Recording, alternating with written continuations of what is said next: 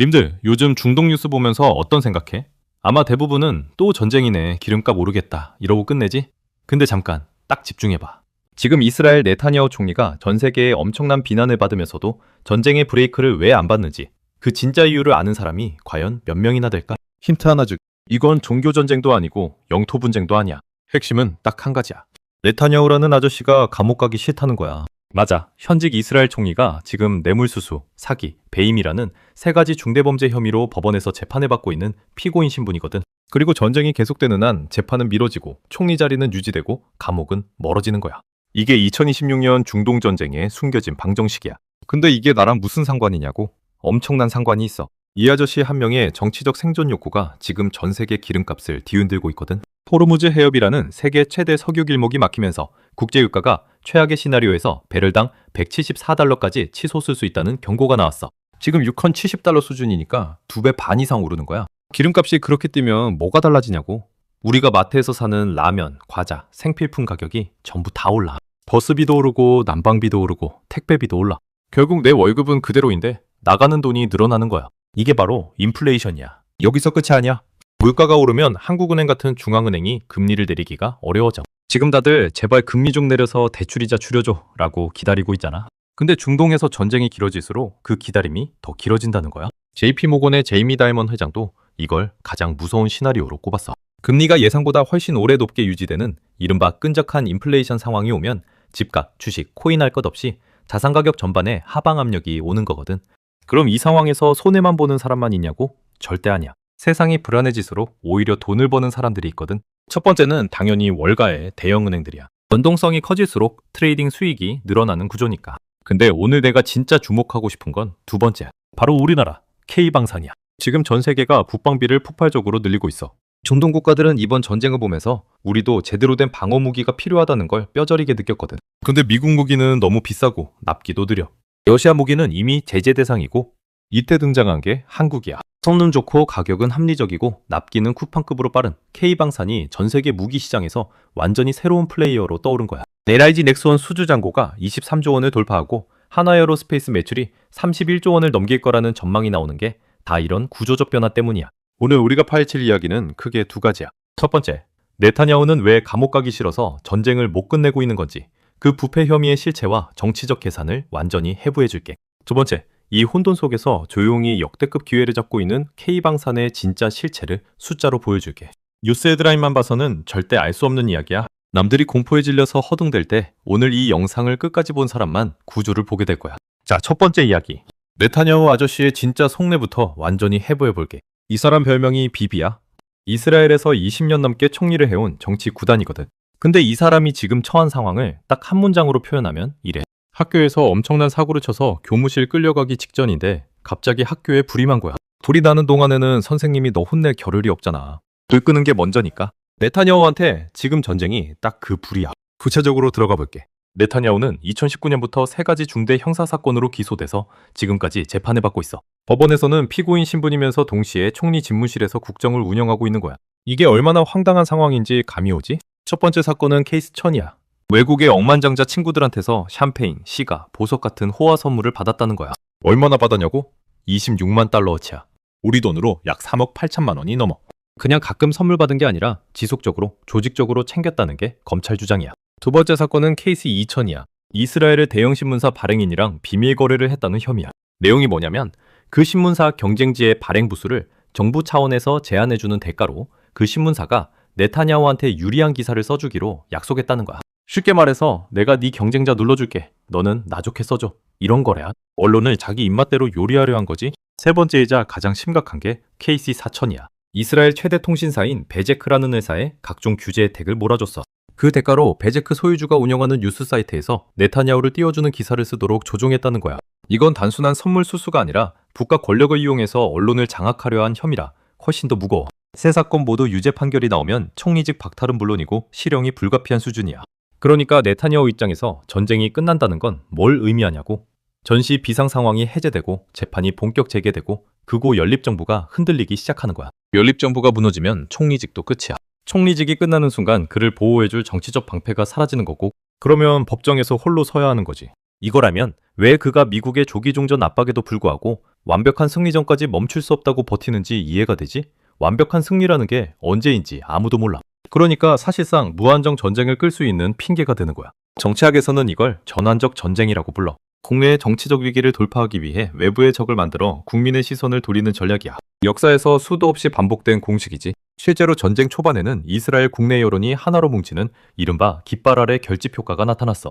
근데 시간이 지날수록 인질 가족들을 중심으로 네타냐후가 인질 석방보다 자기 정치 생존을 우선시하고 있다는 분노가 거세지고 있어. 그의 지지율은 집권 이후 최저 수준으로 떨어졌어. 더 황당한 게 있어. 네타냐후는 자기 재판을 방해받지 않으려는 게 아니라 아예 재판 자체를 없애버리려는 시도까지 했어. 2023년부터 추진한 사법개혁이 그거야. 대법원이 정부 결정을 취소할 수 있는 권한을 박탈하는 입법을 강행하려 한 거거든. 비유하자면 이래. 반에서 제일 사고를 많이 친 친구가 갑자기 선생님 몽둥이를 빼앗아서 부러뜨리겠다고 하는 거야. 자기가 혼나지 않으려고. 이게 이스라엘 역사상 최대 규모의 반정부 시위를 불러일으켰어. 심지어 군인들까지 이건 민주주의 파괴라며 예비군 훈련을 거부하는 사태가 벌어졌어. 나라 안보에 구멍이 생긴 거야. 결국 네타냐후를 둘러싼 이 모든 상황은 한 가지 진실을 가리키고 있어. 지금 이 전쟁은 이스라엘의 안보만을 위한 전쟁이 아니야. 그 안에 네타냐후 한 사람의 사법 리스크 회피라는 개인적 동기가 강하게 작동하고 있다는 거야. 그리고 그 개인의 선택이 전 세계 에너지 시장을 뒤흔들고 있어. 자, 이제 두 번째 이야기로 넘어갈게. 이 혼돈 속에서 내 지갑에는 구체적으로 어떤 폭탄이 날아오는 건지 세 가지로 딱 정리해줄게. 첫 번째 폭탄은 유가야. 호르무즈 해협이라는 세계 최대 석유 길목이 막히면 국제유가가 최악의 경우 배럴당 174달러까지 치솟을 수 있다는 리포트가 나왔어.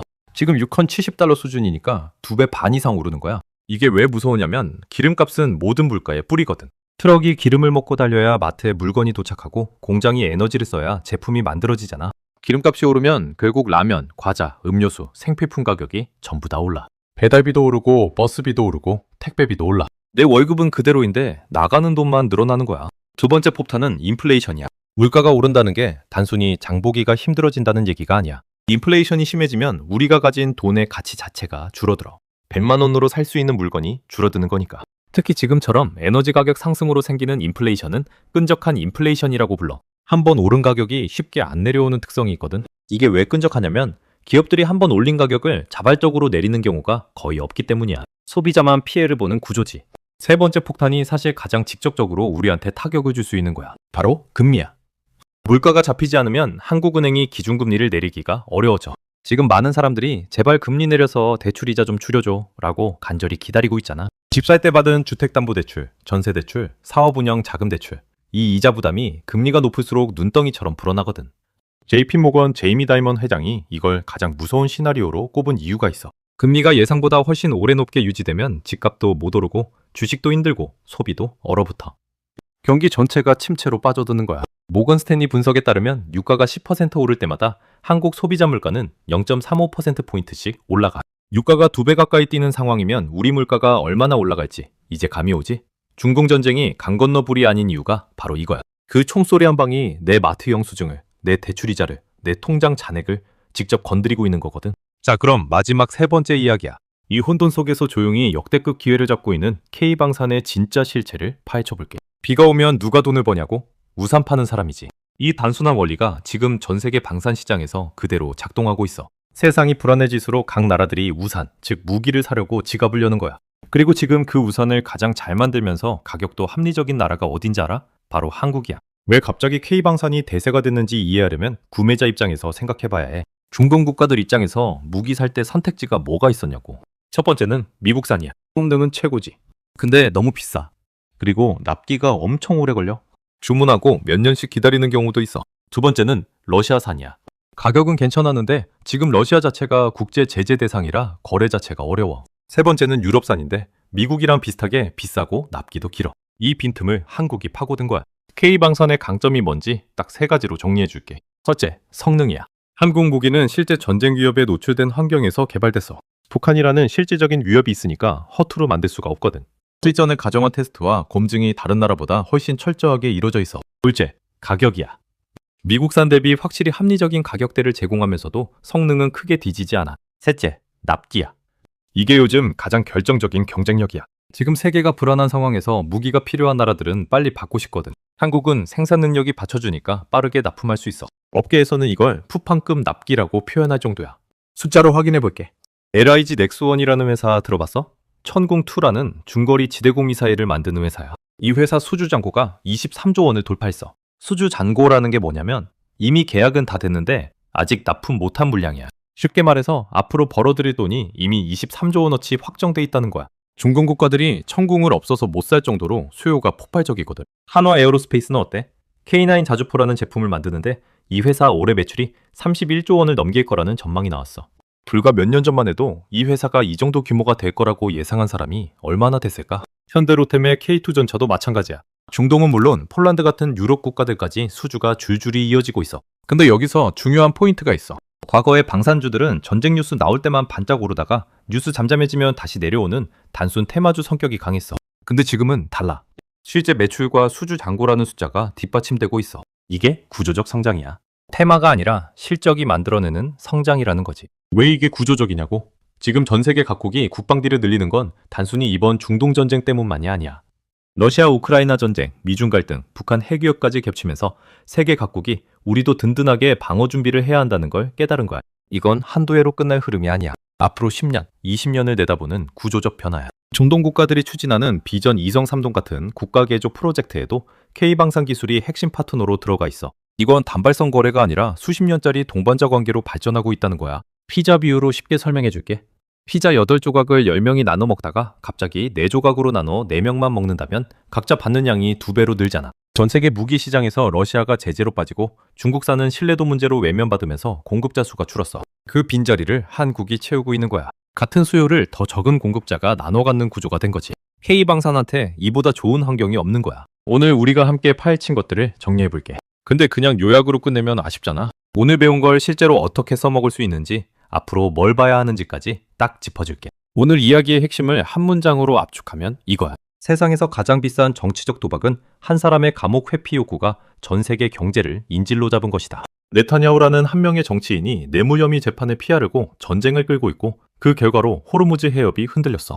호르무즈가 흔들리니까 유가가 폭등했고 유가가 폭등하니까 전 세계 물가가 올라갔고 물가가 오르니까 금리 인하가 늦춰졌어. 그리고 그 끝에서 내 대출이자가 늘어나고 내 장바구니 물가가 올라가고 내 주식 계좌가 흔들린 거야. 이 긴 연결고리의 출발점이 법정 가기 싫은 아저씨 한 명이었다는 거 오늘 완전히 각인됐지? 근데 오늘 이야기가 그냥 암울하게 끝나면 안 되지. 우리가 오늘 또 하나 확인한 게 있잖아. 혼돈 속에서도 반드시 기회는 존재한다는 거야. 전 세계가 불안에 떨고 있는 지금 K방산은 조용히 역대급 수주 잔고를 쌓아가고 있어. LIG 넥스원 23조 원, 한화에어로스페이스 매출 31조 원 돌파 전망. 이건 전쟁 테마주의 반짝 상승이 아니야. 실적이 뒷받침되는 구조적 성장이야. 뉴스가 떠들기 시작할 때 이미 올라있는 주식이 아니라 지금 이 구조를 이해한 사람만 미리 볼 수 있는 흐름이야. 그럼 이제 진짜 중요한 얘기를 할게. 앞으로 우리가 뭘 눈여겨봐야 하느냐는 거야. 복잡하게 생각하지 말고 딱 3가지만 기억해. 첫 번째는 네타냐후 재판 일정이야. 아까도 말했지만 이게 단순한 법정 뉴스가 아니야. 재판이 재개된다는 건 전시 비상 상황이 완화되고 있다는 신호야. 반대로 또 연기됐다는 소식이 들리면 전쟁이 아직 장기화 국면이라는 뜻이고 에너지 시장의 불안이 계속된다는 거야. 이스라엘 언론인 하레츠나 타임스 오브 이스라엘을 가끔 들여다보면 돼. 어렵게 생각하지 말고 그냥 포털에서 네타냐후 재판이라고 검색하는 것만으로도 충분해. 이 재판 일정 하나가 중동 정세 전체의 바로미터 역할을 한다는 거 이제 알지? 두 번째는 호르무즈 해협의 긴장도야. 미국 해군 제5함대가 이 해협 일대에서 어떻게 움직이는지, 이란이 어떤 메시지를 내보내는지를 보면 에너지 시장이 어디로 향할지 먼저 읽을 수 있어. 해협 긴장이 완화되는 신호가 오면 유가가 조정받고 에너지 관련 주가도 조정이 올 수 있어. 반대로 긴장이 다시 고조되면 또 한 번 충격이 올 수 있고. 매일 볼 필요 없어. 일주일에 한 번만 호르무즈 해협 상황이라고 검색해봐. 이것만 해도 시장 흐름을 남들보다 한 발 앞서 읽을 수 있어. 세 번째는 K 방산기업들의 수주잔고 발표야. 주가가 오르내리는 건 매일 보면 오히려 판단이 흐려져. 대신 분기마다 나오는 수주잔고 숫자를 봐.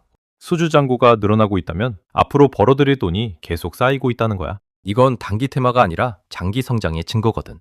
LIG 넥스원, 한화에어로스페이스, 현대로템 이 세 회사의 분기 실적 발표 때 수주잔고 숫자 하나만 체크해봐. 그게 시작이야. 여기서 한 가지 당부하고 싶은 게 있어. 오늘 이야기 듣고 나서 2가지 극단적인 반응이 나올 수 있거든. 하나는 유가 폭등하고 금리 안 내리면 다 망하는 거 아니야? 가진 거 다 팔고 현금만 들고 있어야지. 이렇게 공포에 질리는 거야. 다른 하나는 K방산 대박이네. 지금 당장 몰빵해야지. 이렇게 흥분해서 달려드는 거야. 근데 솔직히 말할게. 둘 다 좋은 선택이 아니야. 공포에 질려서 다 팔아버리는 게 왜 문제냐고.